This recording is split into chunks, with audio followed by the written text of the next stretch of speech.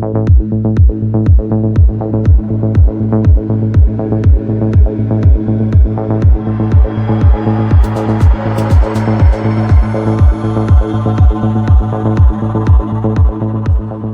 tal amigos, amigas? ¿Cómo están? Bienvenidas a una nueva conversación aquí en sabes.cl a través de toda la multiplataforma para tener otra interesante conversación acá en nuestros estudios. Tengo en mi mano el libro que se titula Camila Polisi y el poder al desnudo. Publicación realizada por colega, periodista Maximiliano Alarcón.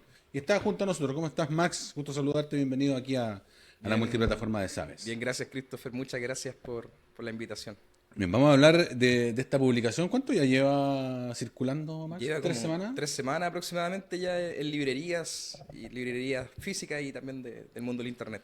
Bueno, esto es básicamente una recopilación, una investigación periodística que realiza Max y que dentro de su apartado, podemos leer acá en la contracara, dice, una modelo, un gobernador, una fiscal y las ambiciones cruzadas que tensionarán el destino de cada uno de ellos. Es un caso sabroso, nosotros lo conocemos, Max, pero ¿cuándo te decidiste a escribir un libro de este caso que todavía sigue escribiendo páginas, dicho sea de paso? Claro, sí, la historia podemos spoilear que queda inconclusa porque todavía no hay un juicio, entonces no se sabe qué va a pasar finalmente con el caso de Lencería. Pero cuando nace un poco la idea de esto son varios factores. Pues primero también la necesidad de trabajar y también me llamó bastante la atención. Mi formación periodística tiene que ver siempre con el foco en el poder. Y a mí me llamaba la atención que la atención nacional estaba centrada en un personaje que, según lo que yo veía, no tenía un poder real. O sea, en términos objetivos, ¿quién era Camila Polisi al momento del caso Lencería? Su historia decía, era una cabra que nació en una población de clase media, en Los Lirios, la misma del actual alcalde de Concepción, o sea, de Héctor Muñoz. Eh, Luego de eso, abandona el colegio en la enseñanza media, la sacan un 2 por 1, termina sin estudiar nada, no tiene ningún título profesional, tampoco entra a estudiar. Eso también hay un mito que decían que estudió psicología, tampoco lo hace, ¿no? Y luego de eso termina metida en política, siendo candidata 2 veces, y luego involucrada en un caso de corrupción y siendo el foco nacional de un macro caso que es el caso Convenio, siendo como la especie de emblema del caso Convenio.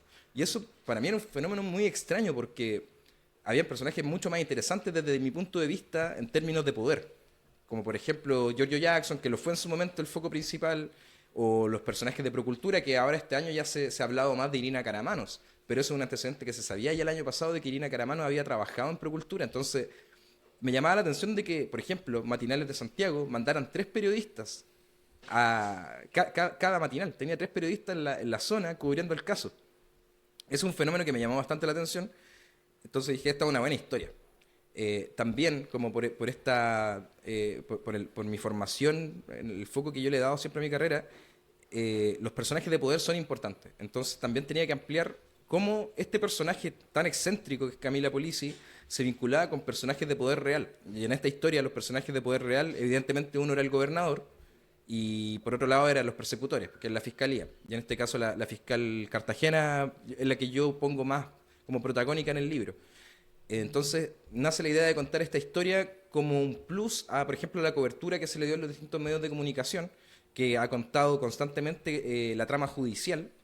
Aquí yo quise darle más un perfil de historia, una trama de poder y de ambiciones. El- la conclusión a la que llegaste después de ir revisando paso a paso, ¿desde dónde parte la historia? La historia de Camila Polisi en el libro parte desde ¿Parte su, con Camila? parte con su antepasado. Porque yo trato de explicar un poco de por qué Camila Polisi tiene esta personalidad ambiciosa. O sea, ella evidentemente es ambiciosa. Por lo mismo termina donde termina, considerando su currículum. No era una persona que por un camino natural iba a llegar a esto, sino que es porque lo buscaba. Entonces, el recorrido viene del apellido Polisi. En el libro se cuenta la historia del primer Polisi que llega a Concepción, que llega desde Sicilia, que es Salvador Polisi Mole. Y cómo desde la llegada de él, que se empieza a gestar una ambición de ser influyentes en Concepción. Salvador Polisi Mole funda la primera pompa fúnebre en Concepción. Y a través de esta se empieza a convertir en una persona influyente, organizando funerales de personajes importantes de la zona, regalando los funerales de personas humildes. Entonces, también ahí se empieza a generar como este interés social, de ser influyente. Y ahí el apellido Polisi, que aquí los penquistas lo sabemos, no un apellido, no una familia de élite, no una familia de que viva en los grandes barrios, pero sí un apellido muy conocido. Y eso se empieza a gestar ahí, y va rebotando, se va heredando, se va heredando, también se va deformando, hasta que llegamos a Camila Polisi, quien no es propiamente tal del núcleo Polisi duro político que se conoce acá en la zona. Ella es sobrina de Juan Polisi, quien fue candidato a alcalde de Concepción, de Barrio Norte, él, pero ella no era parte de ese núcleo que, por ejemplo, ella tiene un primo que cita a Lo Polisi, que es una persona que recibió formación ideológica desde muy chico. Camila Polisi no, pero siempre le rebotó esto, a través también de su papá, que también era una persona levemente politizada. Entonces se empieza a gestar desde ahí, desde los antepasados. Y luego también el paso a paso de Camila Polisi, este historial familiar, esta idiosincrasia penquista de buscar algo más siempre, versus al estar a la sombra de Santiago, también se va mezclando con los contextos de su época. En la adolescencia ya vemos cómo Camila Polisi empieza a convertirse en un personaje que quiere llamar la atención, que quiere que se fijen en ella. Y esto a través de Fotolog en ese momento. Ella era como una de las personajes más populares de Fotolog en Concepción en su momento, y esto la empezó a vincular con las fiestas en la adolescencia, mientras había abandonado el colegio, y eso después lo va desarrollando, sigue un paso a paso buscando alguna forma de ser alguien en la vida. Ahora, la trama, si bien Camila Polisi aparece en el título, en la portada, no es la única protagonista de esta historia. No, exacto. Y no es la única que tiene ambiciones. Exacto. Es importante, ella tiene una ambición, eso no hay que negarlo, tiene una ambición importante de ser alguien, y en esto fue buscando la forma y terminó donde terminó. Pero esa ambición se consigue también gracias a la ambición del actual gobernador que le queda poco, Rodrigo Díaz. Rodrigo Díaz tenía la ambición de ser un caudillo político. Concepción es una ciudad que, en términos políticos, nunca ha funcionado muy bien en términos de partidos. Como que los partidos son un poco invisibles en la zona, sino que sobrevive gracias a los caudillos de estos partidos. Podemos nombrar el recientemente caído Alejandro Navarro, en algún momento lo fue, Jacqueline Van Rieselberghe, ahora actualmente Gastón Saavedra, por ejemplo, y también su hijo Eduardo. Entonces, Rodrigo Díaz también buscaba ser un caudillo, tal como lo fue su padrino histórico, que fue Hossein Sabaj. Y esto lo venía construyendo durante 3 décadas ya Rodrigo Díaz. ¿Y en qué estado estaba cuando se cruza su ambición con la de Camila Polisi? Rodrigo Díaz había renunciado a la democracia cristiana, no tenía partido político. Después de 30 años. Después de 30 años, y había renunciado, entonces tenía que armar su propia máquina para poder ser el caudillo más importante de la zona. Y esto lo hace buscando por aquí y por allá. Él siempre había trabajado con gente de centro izquierda. Por ejemplo, Rodrigo Martínez era alguien del Partido Socialista, también trabajaba con harta gente de la ADC, que era su partido. Varios de ellos renunciaron a los partidos junto con él. Era todo parte de un diseño estratégico de Rodrigo Díaz, y Rodrigo Díaz veía que él podía ser transversal. Bueno, También suma Evópoli. Era de público conocimiento que querían formar un partido político. Exacto. Y eso después desaparece después del caso Lencería principalmente. De hecho, hace pocos días fue borrado el CERVEL. Ah, no, eso no. Sí. Tienen un tiempo de vida la inscripción Claro. y fue borrado, porque Sí, nadie insistió en la creación de ese movimiento. Por lo menos. Exacto. En el libro, por ejemplo, hablo de ese partido. El objetivo de ese partido era poder negociar. ¿Te acuerdas el nombre de ese partido? Partido regionalista. Partido Regionalista. Sí. Claro. De hecho, hubo actos públicos lanzando el partido. Sí, po, y que había harta gente ligada al gobierno regional. Po. Claro, todo esto tenía un diseño estratégico, claro, de ser un caudillo y que tuviera libertad de negociación.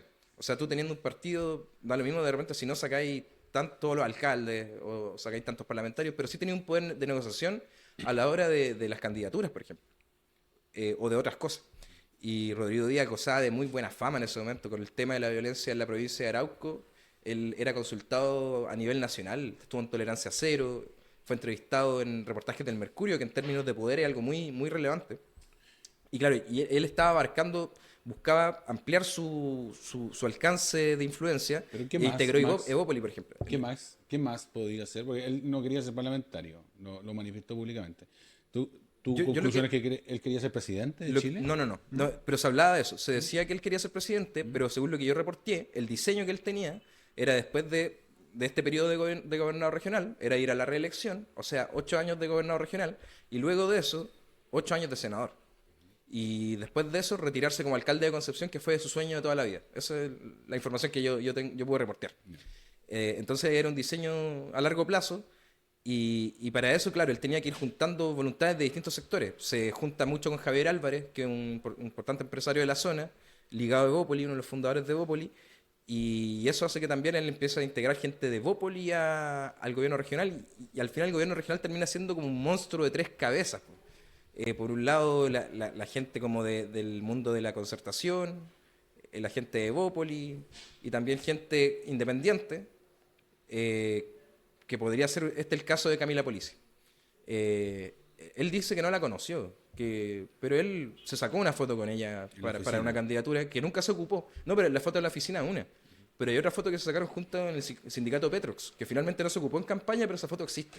Yo alguna vez la tiré en redes sociales, pero esa foto existe. Él se sacó la foto habitual de campaña con Camila Polisi.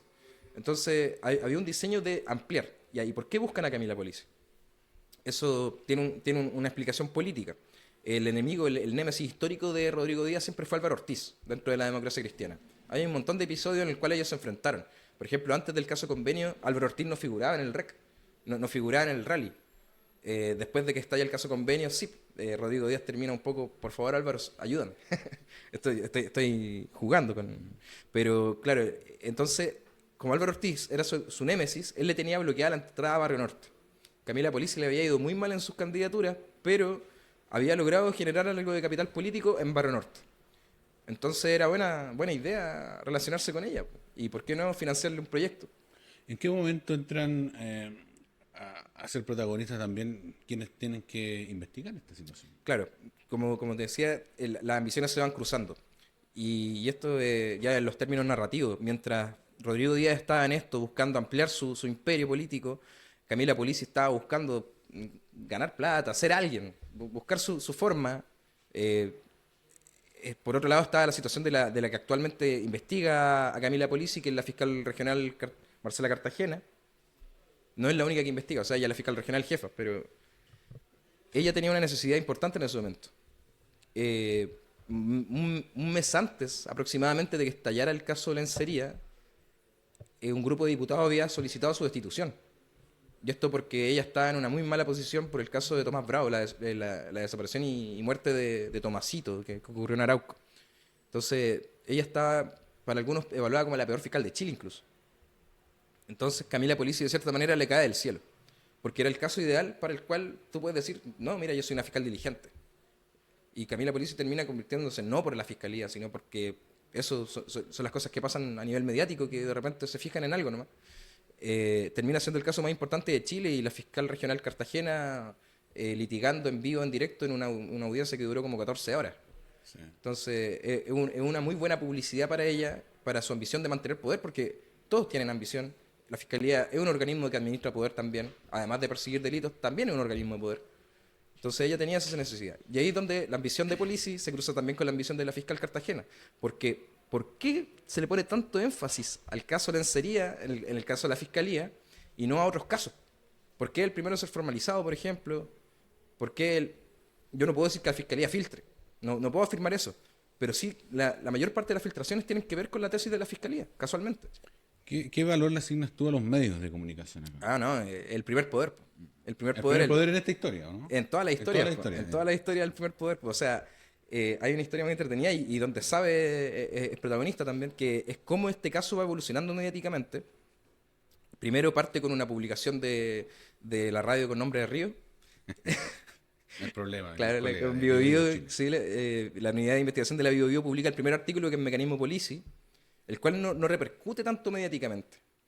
Sino hasta 3 semanas después empieza a aprender el caso Lencería, cuando sabes, publica el detalle de la cartola. La cartola, claro, de Lotec. De Lotec Frumisal, donde efectivamente ahí aparecen compras en restaurantes y en Intime. Y muchas cosas más. Y muchas cosas más, claro.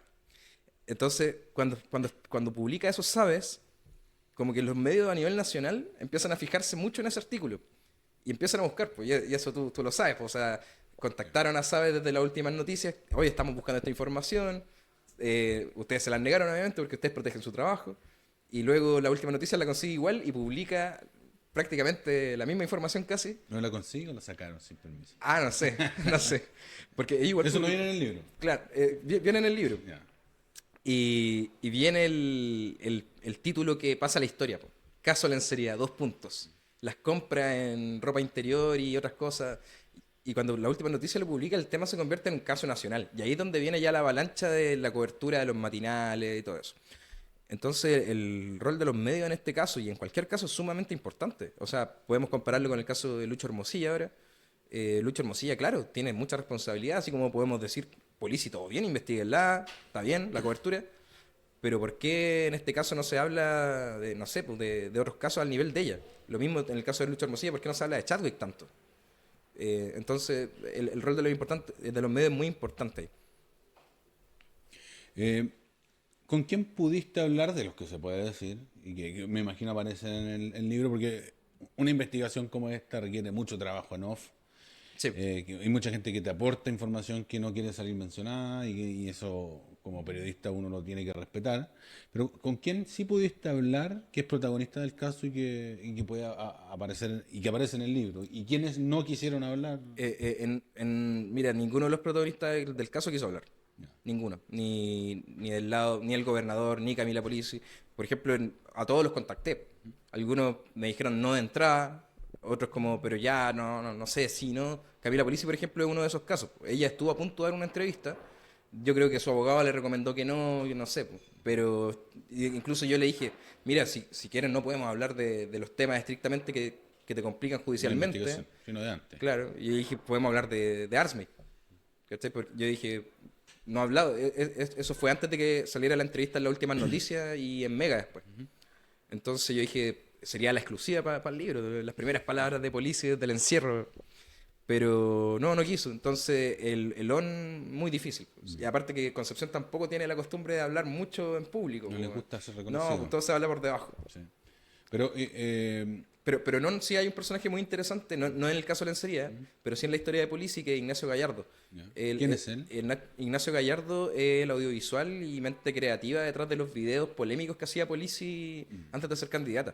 Y en el libro cuenta harto cómo lo organizaban. Y hay varias anécdotas ahí que son graciosas, igual, como engañaron a Cinemark una vez para grabar un video ahí, se hicieron pasar por un colegio.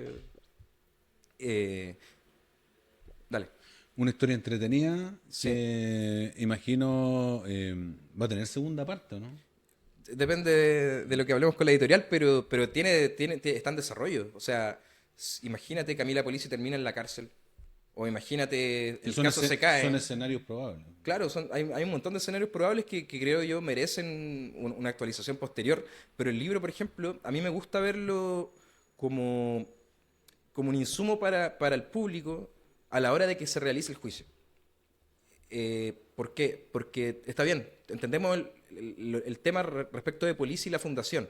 Hay un montón de antecedentes que ya conocemos, la firma, el tema del engaño a Gerardo Silva, todos esos temas como que se conocen, pero en el libro también se plantea este cruce de ambiciones, donde la ambición de la fiscal también es importante, entonces le da un poco más de sabor a la hora que se desarrolla el juicio de quién va a ganar. ¿Va a ganar Polisi o va a ganar la fiscal? Bueno, me gustaría hablar de esto porque creo que es como de uno de los focos que se refiere el poder al desnudo, que tiene que ver con los casos que no se ha hablado, que es el caso de IRADE. IRADE, el Instituto Regional de Empresas. En el libro se plantea eso, que también va muy ligado al tema de la ambición de la fiscal y también de los nexos de la fiscal, que es la historia ya de poder que está en el interior de estas páginas.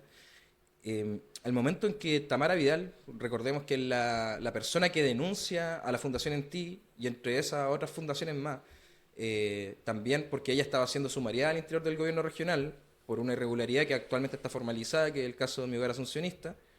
Ella denuncia una serie de hechos y entre esos dice hecho denunciado número 9, IRADE. Denuncia que en IRADE está trabajando la esposa de Simona Acuña Medina, que actualmente está formalizado en Fundación ENTI, Hogar Asuncionista y también Bonomía. En todas las que se han formalizado. Exacto. Tamara Vidal denuncia eso el mismo día en que se autodenuncia por Mi Hogar Asuncionista y que denuncia a Fundación ENTI y que denuncia a otras fundaciones más que están siendo investigadas. Cuando denuncia eso, la Fiscalía no investigó al menos por un año esto. Según me lo confirmó la misma Fiscalía, recién ellos en agosto de este año abrieron una investigación al respecto. ¿Y cuál es la explicación ¿Por de qué? eso? No puedo decir una explicación. Lo que ¿O ellos qué te dicen es porque no, respondieron? claro, porque no habían antecedentes suficientes en ese momento y que recién después de que en agosto de este año sale un informe de Contraloría nuevo, ellos deciden investigar IRADE. pero yo, como periodista, también me permito dudar de lo que me dice el poder. Entonces, ¿cuál es la duda que tengo ahí? Estaba este vínculo evidente entre Simón Acuña, que en los otros casos se le acusa como el capo di tutti de los convenios en el Bío Bío. ¿Por qué a Irade no se le investiga siendo que el nexo con su esposa era evidente? Ya, está esa duda. Pero también existían antecedentes públicos ya en esa época de que en Irade estaba Paul Esquerra de Alborgo, actualmente presidente, y al momento que estalla el caso Convenios también coincide más o menos el tiempo en que él asume la presidencia de Irade. Paul Esquerra es cercana a la fiscal María José Aguayo, que es la fiscal del caso Convenio. Es cercana a la familia. Ella estuvo participando el año pasado, en diciembre o noviembre, no recuerdo bien, estuvo participando con el caso Convenio ya en marcha. Participó del lanzamiento de un vino con la familia Esquerré, con Paul Esquerré, con Michel Esquerré. Entonces, había un vínculo cercano entre la fiscal y esta familia importante, presidente de IRAE. No solamente está esos antecedentes del vínculo de... no lo mencioné, pero Paul Esquerré trabajó en la candidatura de Rodrigo Díaz. O sea, del gobernador hay un vínculo muy directo ahí. Muy directo y que estaba a la luz. Y que no se investigó ni por oficio, ni por denuncia, nada. Y está también en el antecedente de que en el directorio de IRAE estaba Mónica Álvarez Pérez, quien fue jefa de Rodrigo Díaz, del gobernador, cuando este estaba trabajando en Bucecualpen. Entonces, esto es por un tema de lógica. O sea, si yo me pongo en los zapatos de un fiscal y yo veo, claro, ya, Camila Polisi, Boromía, mi obra asuncionista, sí, investíguenlo. Pero ¿por qué no investigamos el otro? Sobre todo considerando el hecho que, por ejemplo, el caso de Camila Polisi son 250 millones. Los convenios con IRAE son 3 y ascienden a 2.397 millones de pesos. Entonces ahí está la sombra, lo que ocurre ya en espacios de poder, donde la respuesta yo no la puedo dar de por qué no lo decidieron investigar en absoluto, pero los hechos es que no lo investigaron al menos por un año. Dicen que empezaron a investigarlo en agosto de este año, pero hasta el momento no se ha conocido ningún avance en esa investigación, no se sabe nada. Sí, está todo pasando todo supuestamente. En cuanto Claro, a... es que también hay entre las dudas que yo creo que también en el público muchas personas se la pueden hacer. Cuando pasó lo de Polici se fue sabiendo todo al tiro.